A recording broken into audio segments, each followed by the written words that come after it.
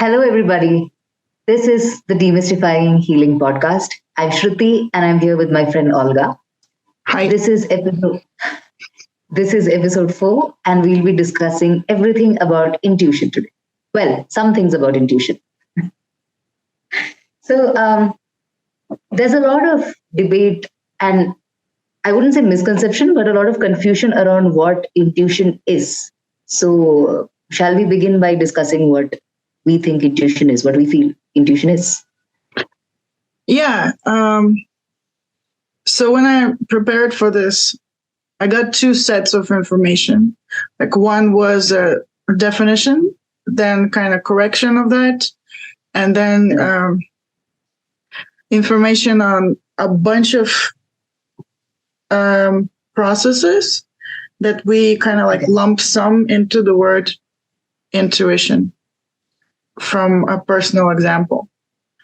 So when I asked my guys, hey guys, what is intuition? And they said intuition is that little voice in your head that, they said it very simply. Intuition is that little voice in the head that helps you not to stray too far away from your soul's plan, to kind of like go towards that, make sure that you don't go too far away from it. And then it was followed by a big but. Not a big but like, and then they said, but beauty. Yes. And they said balance. They said, but balance. And I'm like, what do you mean balance? And they said, the reason many people don't think they have intuition or any kind of psychic skills or anything like that, any kind of internal perception, is not necessarily because they don't. We all do. But they said we're asking kind of the wrong questions. Many people ask fortune teller style questions. They think this is the purpose of intuition. Like, will I ever find the one? Or will I ever get that promotion? Will I ever lose weight? Or will I ever stop taking these substances or something? And the answer comes through. It's like, yes, but it's can be quite disheartening because we can hear yes and then, but it's not happening, So they're like balance of free will and guidance. And they showed me an example of where, like an extreme example where, like they said, it's not like a cookie cutter style thing, how we all use intuition. We all use it differently because we are different and we came here with different purpose, different soul plan, different karma, different everything. Yes. So they said, for example, actually, like I heard someone online saying, they said that example. I heard someone online saying something like, oh, I learned how to hear my intuition, and then I just followed that intuition every single time, and then things just turn around for me, and now I'm very, very happy. So they are teaching others to listen to intuition and just only follow, no matter what, follow that voice.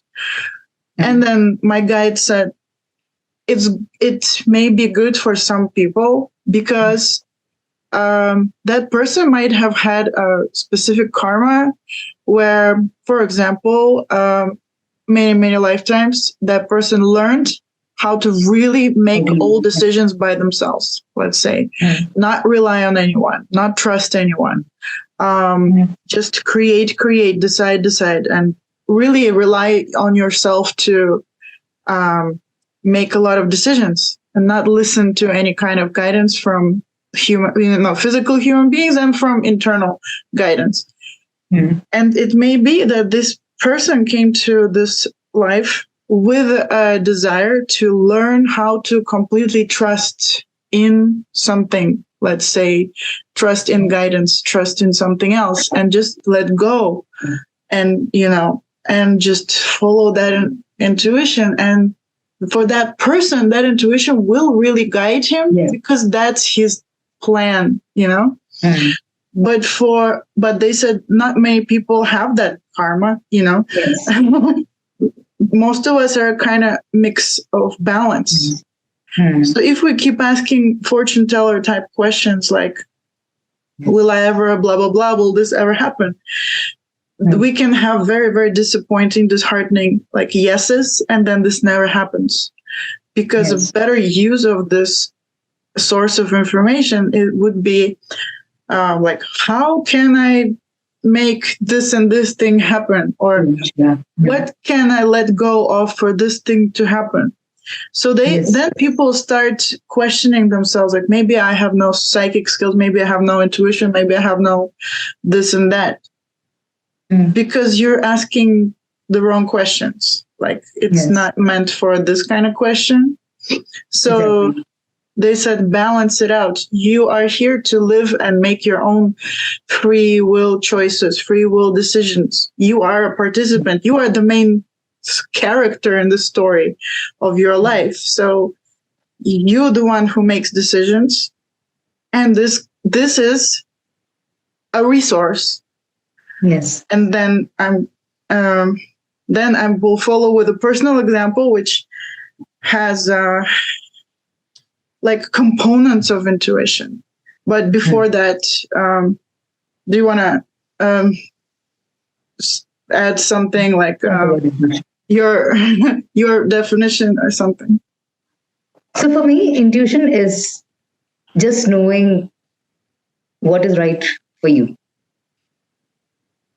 And for example, let me just give an example. For example, if there are two people with very similar career plans, I'm giving a very earthly material reality example purposely.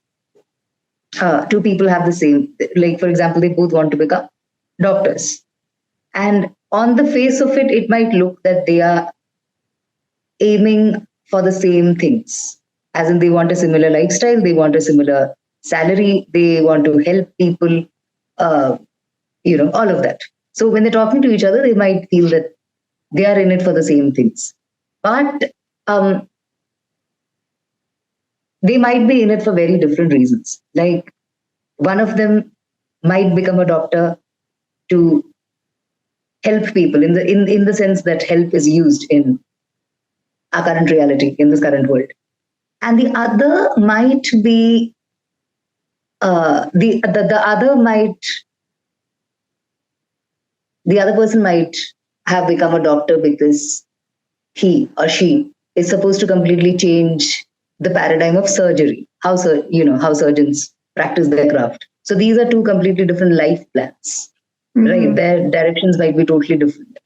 So suppose they get out of med school and they get like job offers in the same hospital or in the same medical college or whatever. And on the face of it, when people look at it, they're like, yeah, you graduated well and now you're taking up a job at a very good hospital. But this might be good for one of them and not good for the other. And if they're both very tuned and tapped into their intuition, they will know whether it's right for them or whether it's not a right fit.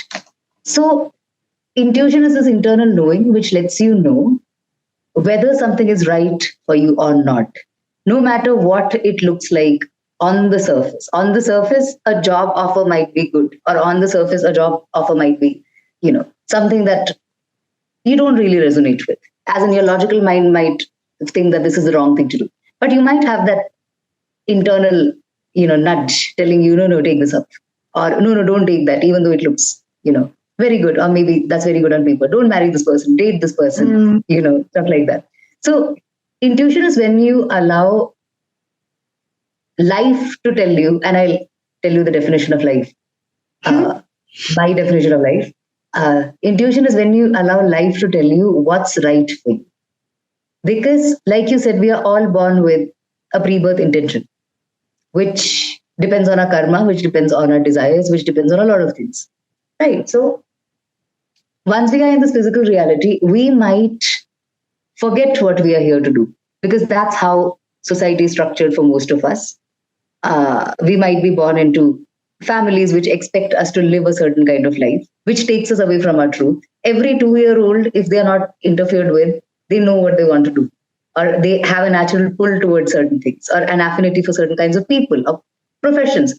I shouldn't call it professions, certain things, right? That later they can make a career out of it, or, whatever. Some of them might not even want a career. I mean, this is very triggering for a lot of people, but some, the sole path of some people would be to just have fun in life. And if it means enjoying money from inheritance or being a housewife or a house husband, I'm not saying that housewives and house husbands don't work. I'm saying that they don't have a career in the traditional sense of the word, right? So it's us who, we put all these qualifiers on what we are supposed to do, what everybody's life purpose is supposed to, look like. Our parents tell us something about what we are supposed to do, about the decisions we are supposed to make. The school system further tells us what we are supposed to do. So all of this is taking us away from that original plan we had in mind before we were born, our pre-birth intention or our soul contract or whatever we call it, whatever we come in encoded with. So the more you allow other people's opinions to influence, to enmesh with that voice in your head, enmesh with those original desires you have, the further and further you get away from your intuition. And there comes a point where, in fact, this crisis in certain parts of the world, including India, where at the age of 14 or 15, you're supposed to make a choice as to what your career should be. And depending on that, you have to take these particular subjects or, this particular set of subjects. That crisis only happens because, for two reasons, of course. One, I think it's the subject pool itself is very narrow. That doesn't cover, everything, that all the professions that that you can have access to. Two is, by that time, you have stifled your intuition so much that you no longer know what you want. In fact, the trash teen phase that people go through, right, where you're confused and you're hormonal and you go against your parents and society and you become nihilistic or emo. I think part of it, there are other reasons for it, but part of it is because you know somewhere that you are being deeply interfered with, as in what you want to express yourself as in this world has been completely taken away from you by your parents or system or society or whatever. And somewhere... But then you also choose those interferences by choosing the family. You do. Like they're gonna... exactly. That they're gonna say this stuff to you, so you're like, yeah, anyway, okay. Yes, I know. So it's almost like a video game in that sense. I mean, to just simplify it, like you have this goal, but you also put certain obstacles on the path. So the time frame that you're born into, the particular epoch that you're born into, or the family that you're born into, or the friend circle that you're born into, or whatever, everything that constitutes family and society, these can be either obstacles or these can also be steps up that which help you find yourself, but you only have to find yourself if you have lost yourself, right? So the same family system or the social system which sort of takes you away from that original intention you had, they lead you back to it as well. So in a way, it's like the hero's journey or the heroine's journey. The tarot decks have this entire, not just tarot decks, I think every film, or every creative endeavor has this. So you begin with something, as in, So in our culture, we have this, and when I say our culture, I mean the entire world at this point, we have this thing that we are born confused, or probably there's a period in our life where we are confused, we have a salad days, and then we find ourselves through obstacles, through shitty relationships or shitty jobs or all of that. But all of that only happens because you have been led away from what the original plan was. So there's no right or wrong in this. In a way, it's all divinely orchestrated and planned, right? But then it's a fact that if you lose yourself, which means that you lose your intuition, you move away from, yourself, it also means that you might have painful experiences or experiences that you perceive as painful. Why are they painful for you? Because that's not what you signed up for. For example, a simple example would be a woman who hasn't incarnated with a plan to get married. If you keep telling her, get married, have children, so on one hand, internally, she feels like she doesn't feel like she has that calling to be a wife or a partner or, everything that comes with it. But on the other hand, she has this immense pressure. Right. So we have soul contracts, but we also have free will.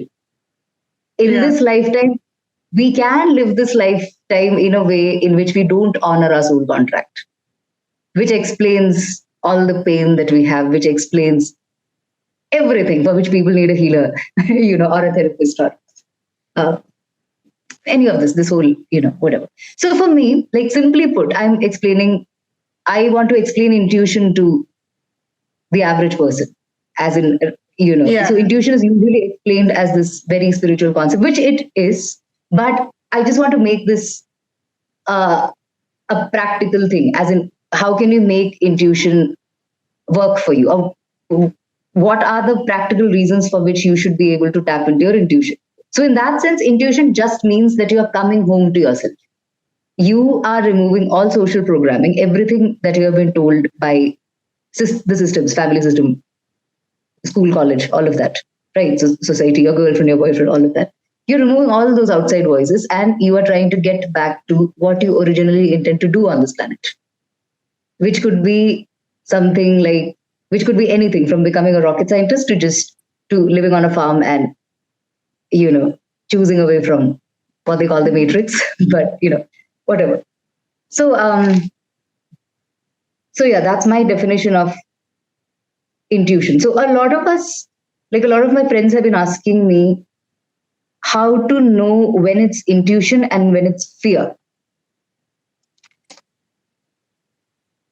Right, as in the difference between intuition and fear. A lot of people have this question. Really? Okay. Yeah. I know. Okay. So. I mean, I'm not laughing at the questions. I just never put these together. But okay, yeah. Yeah, I tuned into it because, like I said, like in my 20s, I battled depression and anxiety, so I know where this question is coming from. If you have anxiety, then you can't make out the difference between whether it's an intuitive hit or whether it's that anxious voice in your head which tells you, oh, you're bad, you're this is not good. Like, for example, if you ask yourself this question, if you for example, you meet somebody new, okay, and if you're extremely intuitive, you know whether this person is good for you or not. It's not a statement on what kind of a person he or she is, but whether you are supposed to interact with this person at this time or not. You would know if your intuition is on point. But for those suffering from anxiety, they might be afraid of everybody. So every time they run into somebody new, their entire nervous system is on high alert. Right. And I have clients who, are not able to make this distinction between fear and anxiety, between fear, anxiety, and intuition. Fear and anxiety on one hand, and intuition on the other hand. So my advice to them would be, intuition always presents itself as this inner knowing, and it's calm. It can be scary, but it's not horror movie scary. It's not catastrophic. Like, okay, this is going, if I take this path, then all these things are going to happen to me and I'm going to end up murdered or I'm going to die starving. It's, it's not like point A to point B, 1 to 100, horror movie within a matter of seconds. Intuition can just nudge you and tell you this is not right for you, or move away from that. It's like this gentle voice. In fact, when I was younger, it was personally for me, my intuitive nudge used to be the voice of an African grandmother. I don't know, probably because I was a fan of Morgan Freeman and I was sort of feminizing him. I think that's what was happening. Yeah. Okay. But for me specifically, that was that. But it's never intuition is never, the signature of intuition is always this, even if it's scary, even if you're scared to make that step, which your intuition tells you, it never gives you the worst case scenario. It never, it's not that abusive parent in your head or that abusive, whatever, authority figure in your head, which tells you, oh, if you don't do this, this will happen. Mm-hmm. So I want to know what you have to say about this. As in, Yeah, I can explain it with the example that my guides told me this is a good example to explain that. So, I live in a village, so I went shopping and I needed to find a butcher. I guess it can trigger a lot of people. Oh my God. A spiritual podcast. I'm going to a butcher shop.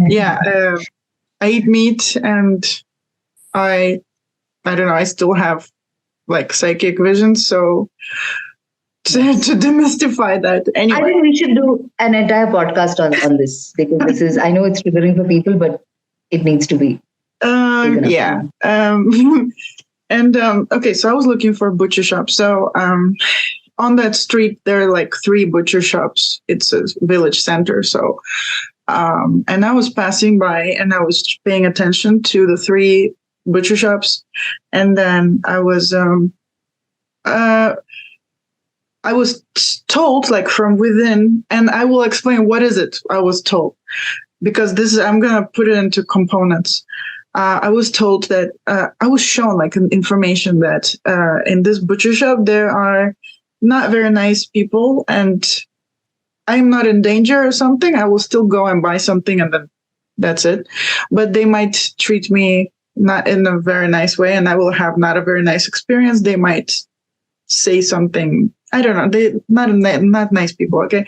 So then I went to continue. There was another butcher shop, and I was told that this place has nicer people than that one, but still not that pleasant. And then there was another butcher shop, and I was shown that that shop has a very, very pleasant person in there. So, and then because I trained myself with my teacher. My teacher taught me how to be self-aware, how to discern all these psychic information that comes through, and how to discern why it's coming, for what purpose, what is it answering to, and also discern my own desires. So I could easily make a choice. I made a choice. I wasn't guided to do anything. I was just given information, and it was my choice to choose what do you want. So I made a choice to go to the nicest place, because I have healed myself enough that right now I am in a state where I really don't seek any pain and suffering at all. I always choose pleasure and joy. So I just went to the nice place, and that was a really nice guy, and I bought stuff and I went home. And then I was presented with a comparison from a long time ago, when I was actually shown kind of similar stuff about people, places, blah, blah, blah, projects, whatever. And back then, when I was a teenager, I would always choose the dangerous thing because of wounded desires and stuff like that. And I was like, oh, I'm different now. I choose pleasure, and then I was shown these components. So in this case, I was shown this information about each butcher shop, not about every single shop on the street, just the 3 butcher shops. Why? Because I had an internal question. I was searching which I should choose. So the universe answers, like guides answer, whoever answers, the information comes. So the information came as an answer to my question, because I was wondering how I should choose. So the answer came. So that's one component. Inquiry, asking, which comes from within me. It's my free will. Even though most of us are not self-aware, don't train ourselves to be aware, to understand that we are constantly asking questions. Yes, we are. And we are constantly receiving information. So that was like 2 components: inquiry, information. Another component was my decision-making. And my decision-making also has components. So it's like I see decision making as if I have a bunch of toys in my hand or puzzle pieces, and I drop them on the table, and they're all here, and then I pick and choose which one I want. And not only pick and choose which one I want, but I look at each one like this, and I think why, and I ask myself why I would be interested in this, and why I wouldn't be interested in this. Yes, exactly. Yeah. Each piece. And then I would be like, for example, as a teenager, I would choose to go to the dangerous place because I had self-worth problems, as I think most teenagers probably do. I had self-worth issues, self-esteem issues, and I was a bit self-abusive in that way. Like, I don't know, I allowed bad things to happen to me and bad people to abuse me, actually.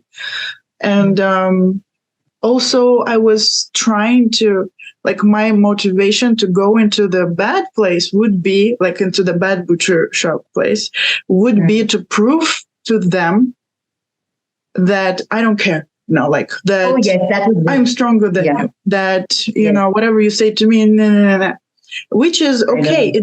There is no judgment to have that desire.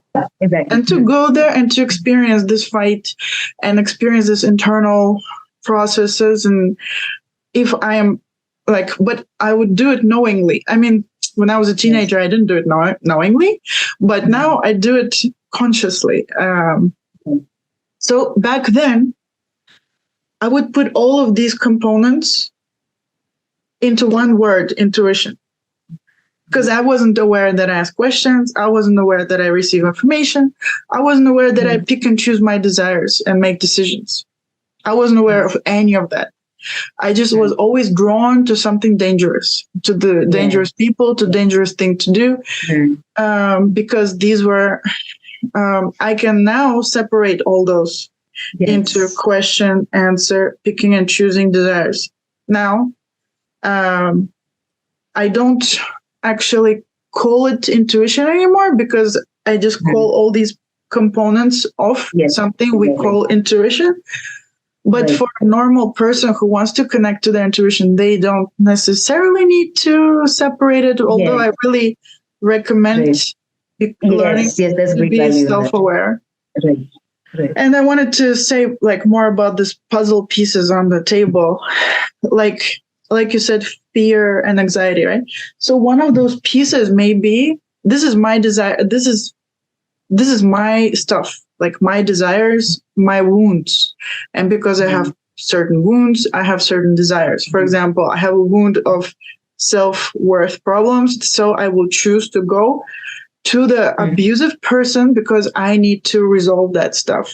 I need to fight that fight. I need to, you know, it's going to involve some pain and suffering, and but eventually I will heal, right?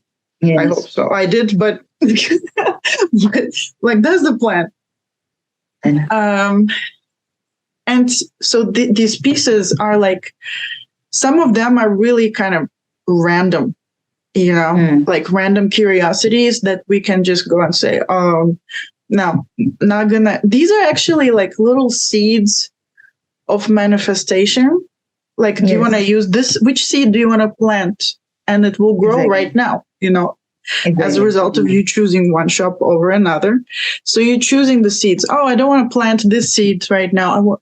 I want to plant this seed. And each seed has its, I want to say roots, explaining why I have that desire. And just by this conscious process of picking and choosing my desires and analyzing why I have this desire, what's my interest to do that? What's my motivation? Some of them kind of disappear, you know, because they already processed it. Right. And some of them stay. Like, for example, I want to have a joyful life from now on. I don't want to fight. I don't want to engage in pain and suffering anymore. So I went to a nice place and I had a nice day. But no judgment. If somebody wants to experience something like a fight or something, like that's their thing. That's your choice. So yeah, like what you said about the fear and anxiety, one of those decisions can be based on the wound that, involves that fear or that anxiety. So Exactly. that's clear. Yeah. So this is my personal example of the more you're self-aware of every single little process that happens within you, the more like control you have over your life. And yeah. So, but I don't feel like I'm ever nudged. At least not in that situation. I'm not nudged. I'm just presented all the information, and I'm given help to analyze my desires, and then I could do that. So I know. So, but this is just one example, and I want to make clear that not every intuition situation is going to be like this. This is just an example for that demonstration. So yes. But it was very representational. It was a beautiful example. It reminded me of a conversation I was having with a friend last evening. So she was like, I know that there are certain things that I do that I shouldn't do. There are certain opportunities which present themselves to me, and I know that I shouldn't do. I have this internal nudge, but I have this pull towards them. Like you said, like you want to, experience certain things. But she said that she's been choosing those kinds of situations for a long time, and she knows that they are not going to end well. But she still has those desires. So you can actually use intuition, to heal that part of you. You can just ask yourself, why is it that I'm attracted? And I'm self-aware enough to know that this situation is going to be hard for me. I am going to suffer pain, but why am I still choosing this situation? Practically the same type of man or the same type of career or the same type of, I love how we talk about something mystical and then I say career relationships. Yeah, it's all. I challenge anyone to say what is not spiritual.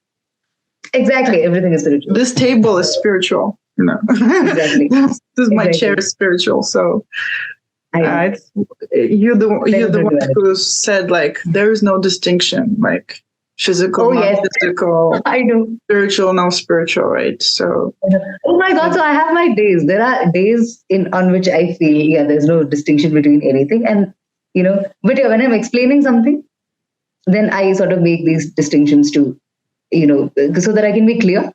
But in my mind, I'm like, okay, but I'm being dual about this, but anyway. So because you're thinking about who would listen and how would they put things together, so it's natural.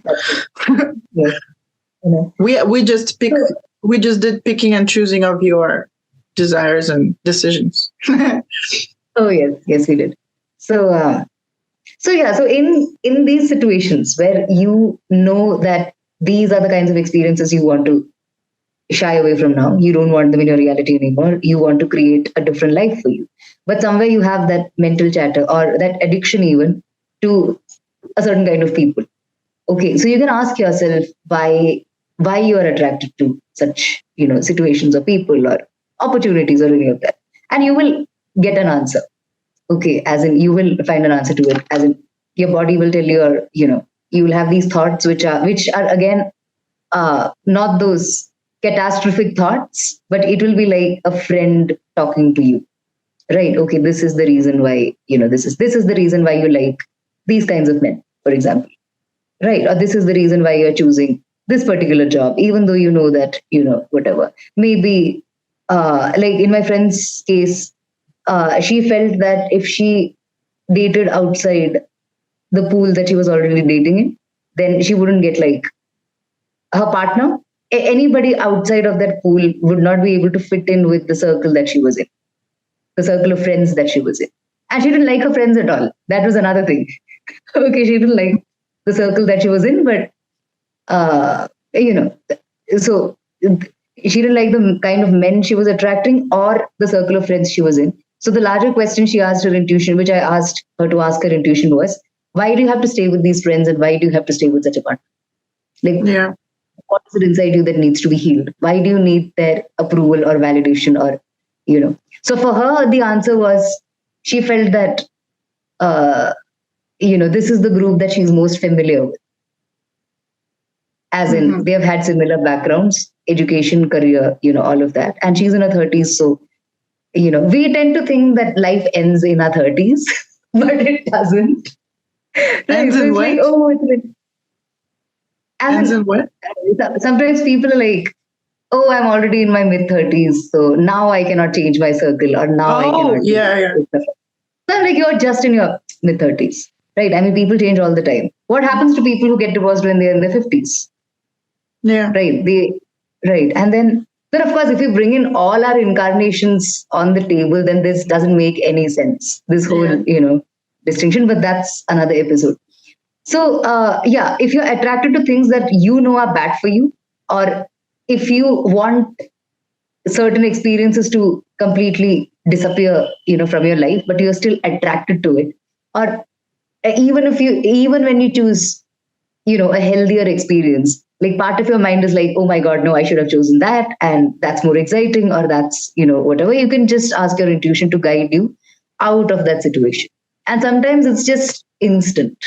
As in, sometimes the reason why you are attracted to those situations, that's like very unconscious, right? It just needs to come out and express itself, and you're healed. As in, it expresses itself, the reason, the wound, you see it, you cry over it, or sometimes you don't even require that. Just the fact that you know what the reason is, just the fact that you put a candle to light up that area of, your wound, that's enough for it to disappear. So this is one way in which you can use your intuition. You can actually use your intuition to heal.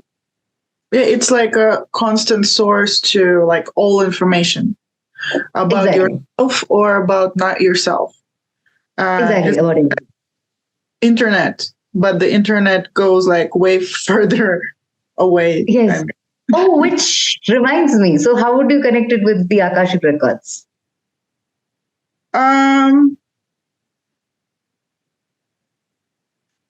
I find it's hard to answer because we're not disconnected from them. But yeah, I guess like I'd like to talk about Akashic records in another episode, because it's gonna be like not complete if I just say how I feel it's connected. But for the purposes of intuitive information flow, like for you to ask any question and to answer just to pop up, we don't necessarily need to identify where the information's coming from. It's just coming. And but to hear that information, we need to, like, I know I needed to do a whole bunch of healing, such as, self-trust, self-love, because some things we can't even hear because they're nice about us, and we can't hear things about us. So we are blind to it, and we think, I have no intuition. Or we think there's silence. There's not silence. We just don't want to hear a message because, somehow we are not aligned with that. Somehow we're pushing it away. So there involves like a lot of healing, but still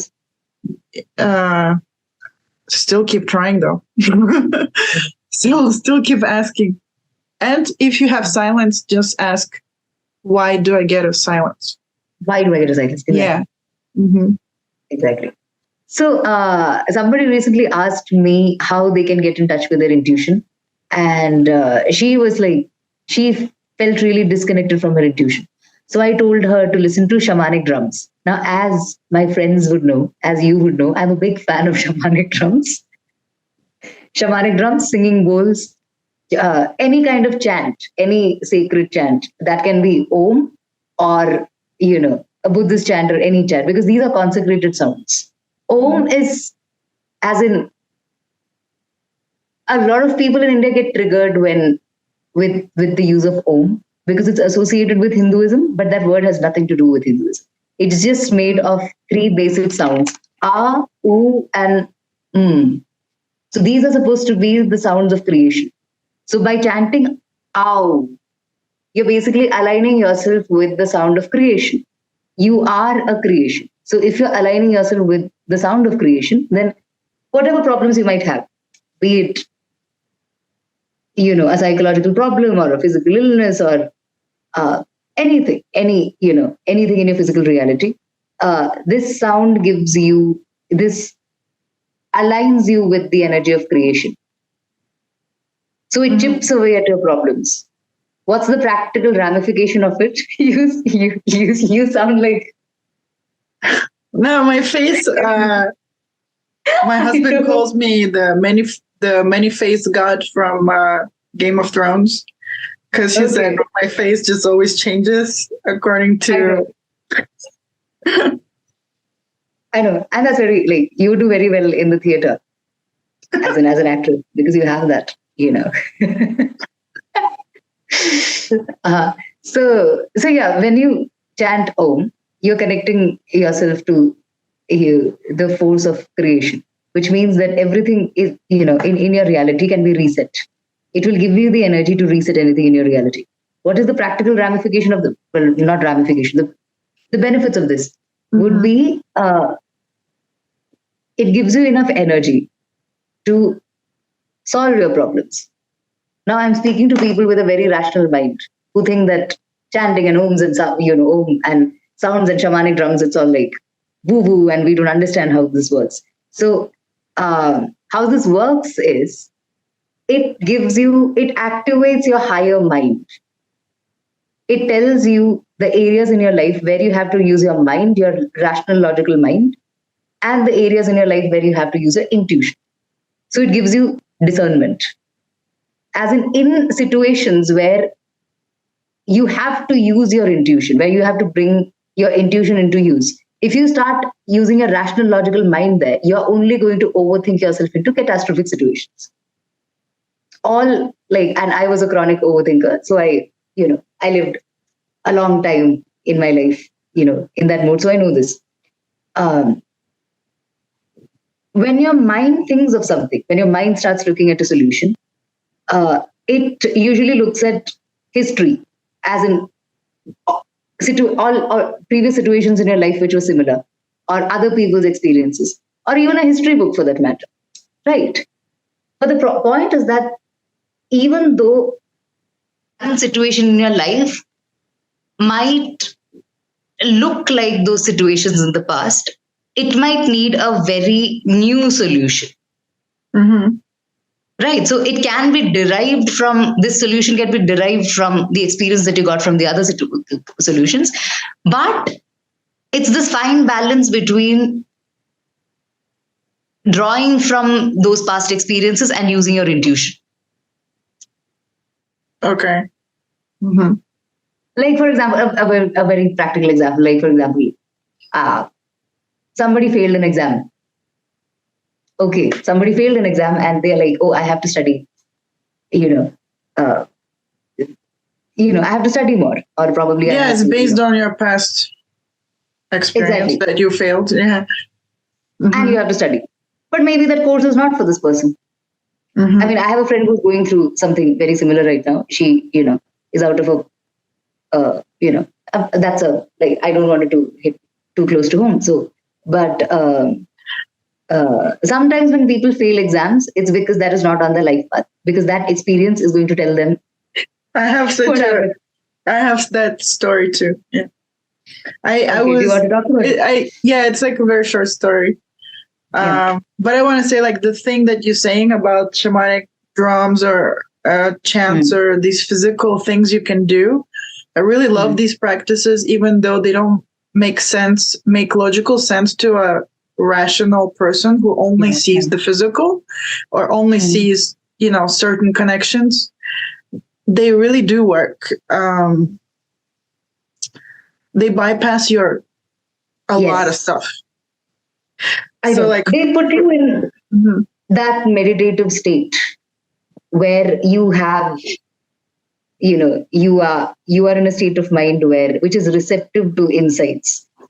It basically primes you to receive inputs from your intuition by quieting the mind, by quieting the rational mind. Yeah. So that's what it does in effect. So this is why when somebody comes to me and says that they're very rational, but they want to walk this path or they want to activate their intuition, that's when I tell them this is the easiest thing that you can do, because you don't really need to actively do anything. You can play shamanic music while you're sleeping, or while you're working, you just play it in the background.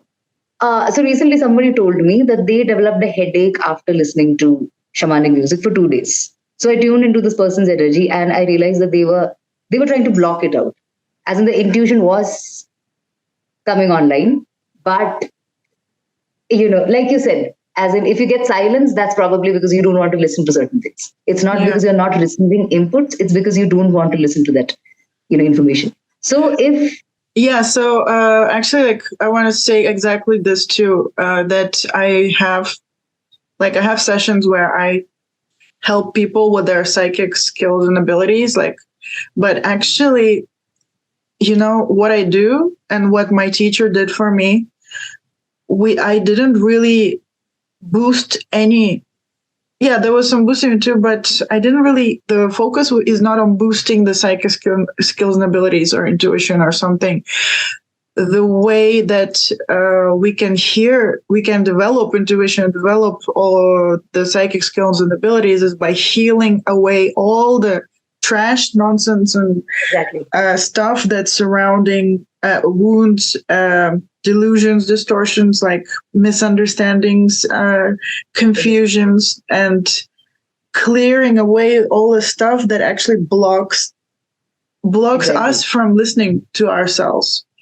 exactly. We can have so much fake stories in our head that say, oh, intuition only comes like that. And then it's like, no, it can come in yes, like a gazillion ways, in many ways. Or yeah, sometimes we need to heal our self-trust, self-worth, self-love Exactly. is the number one thing that for me like really helped me to hear stuff, because I Exactly. was so I was so self-hating, and not just that, but self-loathing. I was self-loathing, So I completely agree. naturally, I would say to myself, "You're an idiot. You can't hear anything." Or Exactly. Right. so mostly it's Which is just why healing away things that block. exactly, Yeah, exactly, exactly, exactly. Which is why intuition taken to an extreme in a good way is the pathway to psychic abilities. All that I think I recently, we had a conversation, or I think I made a Facebook post on this, that psychic ability ultimately it's just opening up your intuition to an extreme where you are open to receiving information from your guides, receiving information from any source that is a good source. Good source in the sense is not harmful to you. Mm. But like a lot of people ask me, okay, if I open myself up to all these sources, what if I start getting contact from lower entities, or I start getting bad dreams, or sleep paralysis, or stuff like that. But all of that is also happening. If you encounter these things, it's only happening because you still have something to clear. You still have things to heal. You cannot be a match to these entities if you don't have fear inside you, if you have those feelings of powerlessness, if you feel that these entities or thoughts or negative emotions feel, feelings. I mean, call them whatever. To me, they're the same because they're all like the manifestation of certain things, certain fears that we still have to heal. Yeah. So yeah, that's why I say that psychic ability is an extreme of intuition, and also a lot about it's a lot about realizing that we can actually ask questions. Like sometimes we just think, oh, I saw this thing and I don't know what it means, but then and then we Google it. But just keep asking questions, like more and more questions. And if you don't understand, ask clarifying questions, and so on and on and on. We somehow think that, oh, I saw this and that's it. Like, exactly. No, that's not it. Just continue probing and testing. Yeah. Exactly. You actually brought up a very good point. A lot of people do this. They don't want to hear. It's not that they don't want to listen to the intuition. It's that you get a dream, or you get a vision, or something pops up in your mind. I mean, that's the most, common way in which intuition shows up, as in when you're still, opening up to it or opening your eyes to it. You get a message and then you immediately go to you seek out a book or you Google it. Okay, these are the symbols I saw. This is what I saw. What does it mean? And then you create a story out of that. And it doesn't make sense to you personally, as in it doesn't resonate with you. But since it's written in a book, or since it's a very good resource, most people take it as authority. That okay, if I saw snakes, then snakes are supposed to mean okay, Kundalini awakening, or for some people, satanic forces, or whatever. But what does a snake mean to you? Yeah, and it may mean different things every single time you see a snake. Exactly. Yeah. And it can change contextually as well. So this is not like the alphabet, A to Z, I have learned it and now the meaning's not going to change. And, it's more like what you make of these alphabets. You group them together into different words and sentences and paragraphs. And, that's how you have to look at it. So, yeah, that's that. And so one thing about intuition is that all these things that I've said about how to enhance your intuition, these are methods, yes, but it does not have to take years and years or months and months of training to, sharpen your intuition. Intuition is not a pencil that you sharpen. Intuition is just something that is naturally there. You just have to believe that you can hear it. You just have to have the confidence, the self-trust. Self-trust is the word. You need to trust yourself that you can hear it, like you said. Which is why, this recently happened to a client of mine who's, again, very rational. I have a lot of clients who are very rational. So I was asking my intuition why I choose people who are extremely rational. So and that's because this is what our physical society values. So we all want to present ourselves as rational human beings, because rational is valued over non-rational. Because non-rational is equated to stupid. Exactly. Yes, that's true. And the answer that is coming through for me right now is that many of them are in so much pain because you can't live just using your rationality. As in, if somebody who knows that they can employ their intuition, if such a person finds themselves in some pain, they already are in tune with that higher possibility that that they will find an answer because they are open to their intuition. But a rational person, as in somebody who's completely operating using only their rationality, it will be heartbreaking for them to come into a situation which they feel is a dead end, because their mind tells them, okay, this is a dead end. This never worked out for everybody else. This is what happened to your friends who were in similar situations. This is what usually happens to people. And so they close themselves off to, even the possibility of coming out of it. They close themselves off to any help which can come from the non-physical, or any help, any internal nudge that they might have. So I think the reason I take on clients who are rational is because their suffering is you can see that they're really suffering. As in, they really want to get out of it, but they're really suffering because they can't bring themselves to believe in something higher than the mind. Mm-hmm. If that makes sense. Yeah. So yeah, which ties in beautifully with what I was going to say. So I was saying that all these methods and everything that I spoke about, that you can do all these practices and hone your intuition. That's all fine, and you can do that. But it can take just one moment of surrender and openness to have crystal clear clarity on what your intuition is trying to tell you. And this has happened with clients of mine who have been going through situations which they actually thought were a dead end. And they knew that, it wasn't even a conscious choice they were making. They were tired. They were tired of, using the mind. They were tired of fighting against themselves. They were tired of fighting against the possibility that their intuition might help them. Mm-hmm. So when you're faced with an extreme situation, like for example, if somebody's husband comes up to them and says, okay, I want a divorce, and this person was completely blindsided by it, and you feel that you talk to friends and friends are like, oh, this was coming. I could see it. You are blind and we told you. Uh, probably her therapist also, might say something similar to her, or, so basically if this person finds herself in deep emotional pain, where she feels that she cannot go to anybody at that instant, in that situation, if she comes up against immense pain, the kind of pain which tires her out, the kind of pain which, so to speak, breaks her, in the sense, not paralyze, it doesn't paralyze her, but it just softens her enough to suspend all her judgment on the situation, right? To sort of, her mind gets out of the way. So you get so tired overthinking and playing those scenes, over and over again. And, so you come to a point where you're so tired that you cannot really listen to your thoughts anymore, or, your thoughts are not really active.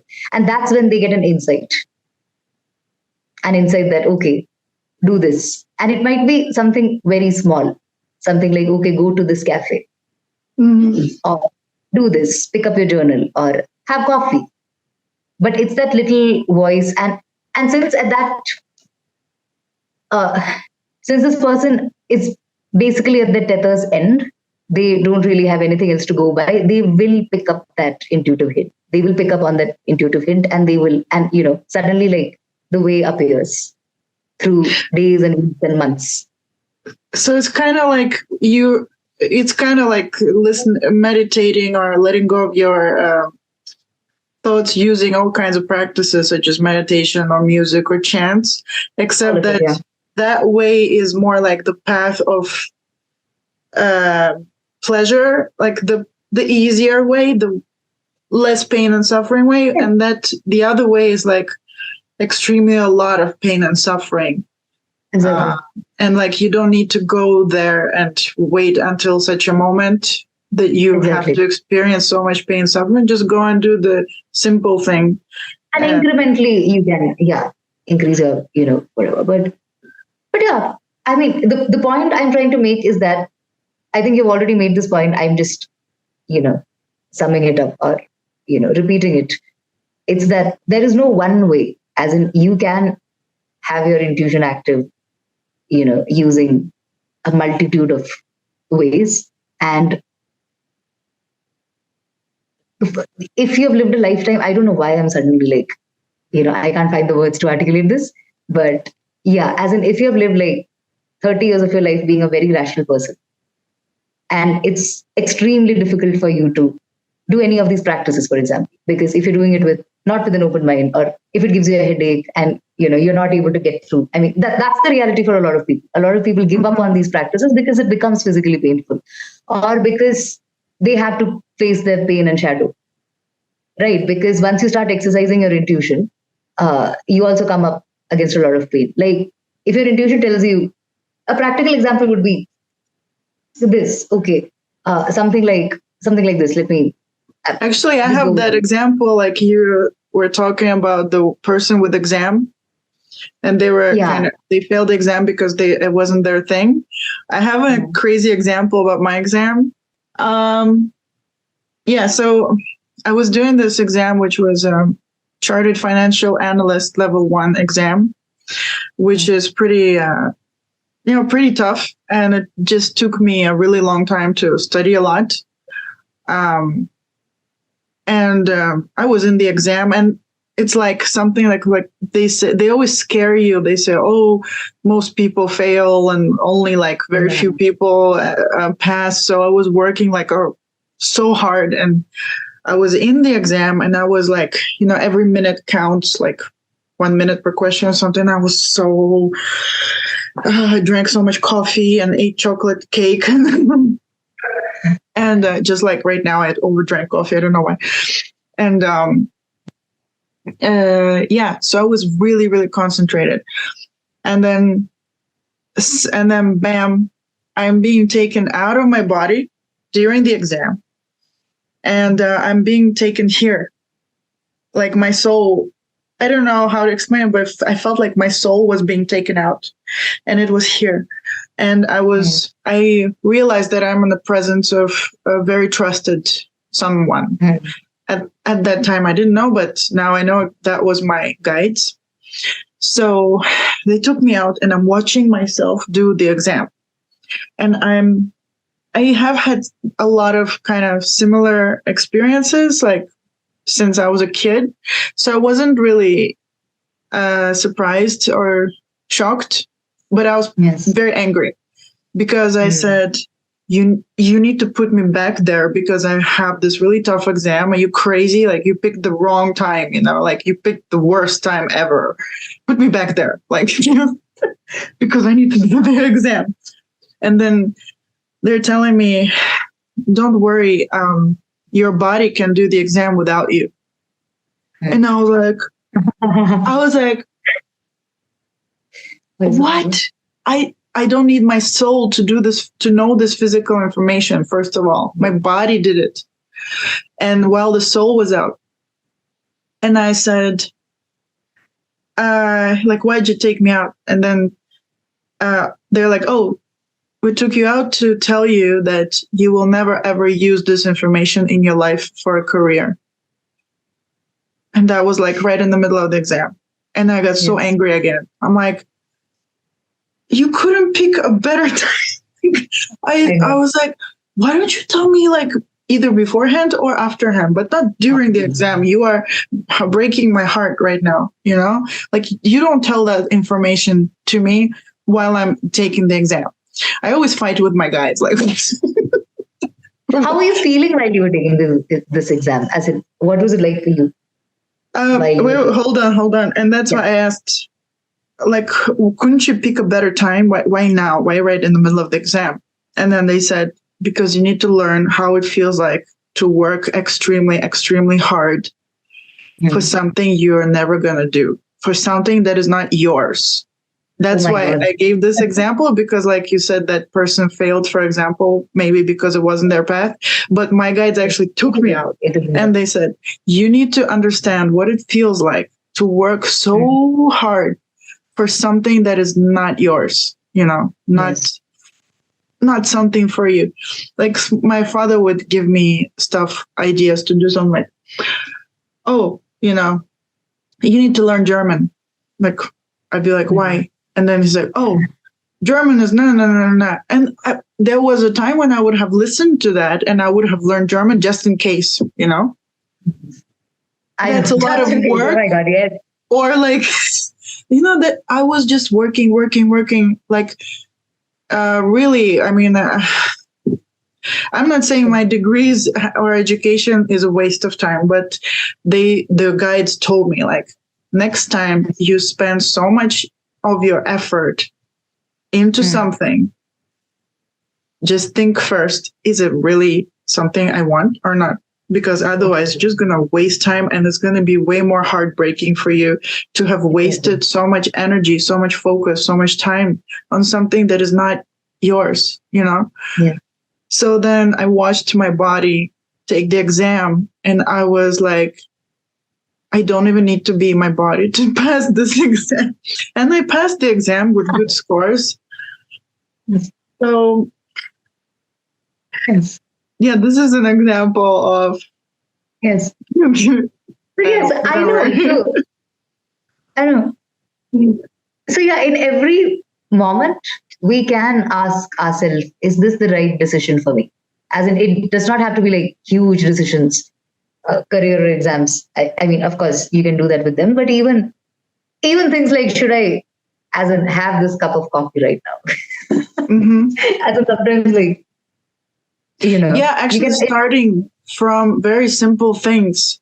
Like, I remember actually was making myself do this. I was tuning into myself, and when I opened the fridge, I would just feel into, what do you want to eat? Yeah.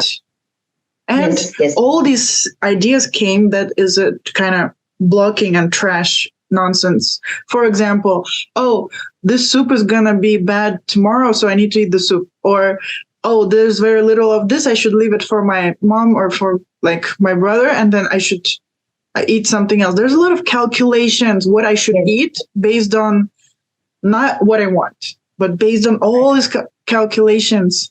And then I learned every day, like feeling into, but what do you actually want to eat? Like, what do you feel like? Exactly. And that took me months to feel into what I want. And the thing is, what you want is the perfectly right thing for you to eat at that time. Exactly, for your body. Or whatever it is that you were planning to do or something. Exactly. Yeah. Exactly. In fact, you don't really need diet plans if you can really tune into your body. Right. Yeah. And all these addictions, sugar addiction or any kind of addiction, whatever you're addicted to, food-wise or even otherwise, horror movies, for example, if you're addicted to watching horror movies, you just have to ask your body, ask yourself, why? Like, why do I crave this? And you will get an answer. Yeah. Probably, if not in that instant, probably the next 2 days. 2 days, I think that's the max for any client that I've ever had. As in, no matter how blocked they were. Probably it's because I set that intention for them as well. But yes, it shouldn't take more than 2 years, 2 days, not 2 years, 2 days. Right. So yeah, most of these things, for example, all these diets that people go on or diet plans that people, the foods that you keep off because somebody told you that this is not good for your body type. You can discard all of that if you get back in touch with your body and ask your body, what do you want to eat? Like, what is going to nourish and fulfill you right now? And the answer is going to look, different on different days. Like, for example, in India, we have this culture of eating lentils every day. Like, one part of your meal should always have lentils. And there were days when I wouldn't feel like having lentils. There was this entire period in my life, I think for 2-3 months, I didn't feel like having lentils at all. So I tuned into my body, and the answer was, you don't need it right now. That's what the answer was. You don't need it right now. There was no philosophical, whatever. It's like your body does not need it right now. You're not doing that kind of work, right? So you don't really need it. And that's that. That's all there is to it, actually. As in, you can use intuition if you want to. I think we should do a separate episode on how to enhance your intuition for psychic abilities. We can do that if you would like. But for the purpose of this video is about how to use your intuition for existing on this planet as a person. It was just I guess just even like, what is intuition? Just a short definition and examples. Yes. It's not nearly exhaustive enough at all. Just a short intro, but I guess every topic is like that. So every topic is exactly. We're just skimming the surface. But this could be a primer for how to start living your life listening to yourself, because intuition is ultimately, your intuition is you. So are you listening to yourself is the question. What do you want? I mean, simply put, this is the simplest way in which I can explain it. And by the way, like, guys who is listening to this, if you guys have any questions, like, because actually this video we made because somebody had a question on intuition from our Facebook group. But if you guys find it useful, please tell us in the comments. And please, if you have any questions, specific questions about intuition, let's say listening to yourself, connecting to yourself, whatever it is, if you write these questions, then we have like way to go. We're probably going to address it. So we love to have input from you guys, and it makes a dialogue. So right there. And we'd love to interact with you on our Facebook group, Demystifying Healing Podcast. Yeah. So we live for the conversations. Yeah. So we hope you guys enjoyed this. It was useful. Thank you guys so much. We appreciate you. It also helps us if you click like and subscribe to our channel, because statistics are important in this physical world. So otherwise, thank you, and see you guys in the next podcast. Bye-bye. Bye-bye.